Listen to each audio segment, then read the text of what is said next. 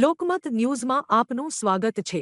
નસવાડીથી આશરે 14 કિલોમીટર દૂર આવેલા કોસિન્દ્રા ગામે આજે રાજપૂત સમાજનો 23મો ભવ્ય સમૂહ લગ્ન મહોત્સવ ભવ્યતા સાથે યોજાયો હતો। બાપુશ્રી ભારતસિંહજી સોલંકી સેવા ઉદ્યાન ખાતે આયોજિત આ મંગલ પ્રસંગે 26 જેટલા નવદંપતીઓએ પ્રભુતામાં પગલાં માંડી દાંપત્ય જીવનની નવી શરૂઆત કરી। સામાજિક અગ્રણી જી.બી. સોલંકીના માર્ગદર્શન હેઠળ વર્ષ 2002થી શરૂ થયેલો આ સેવાયજ્ઞ આજે 23મા વર્ષમાં સફળતાપૂર્વક પ્રવેશ્યો છે। સમાજના યુવાનો અને યુવા સંગઠનના કાર્યકરોના અવિરત પ્રયાસોથી કાર્યક્રમ સુવ્યવસ્થિત રીતે પૂર્ણ થયો। મોંઘાદાટ લગ્ન ખર્ચ વચ્ચે મધ્યમ વર્ગ માટે સમૂહ લગ્ન આર્થિક રાહતરૂપ સાબિત થઈ રહ્યા છે। કાર્યક્રમમાં સંખેડા વિધાનસભાના ધારાસભ્ય અભયસિંહ તડવી, પૂર્વ ધારાસભ્ય ધીરુભાઈ ભીલ સહિત અનેક રાજકીય અને સામાજિક આગેવાનો હાજર રહ્યા હતા અને નવદંપતીઓને શુભકામનાઓ પાઠવી હતી। સમરસતા અને ભાઈચારાનો સંદેશ આ પ્રસંગે ગુંજી ઉઠ્યો હતો।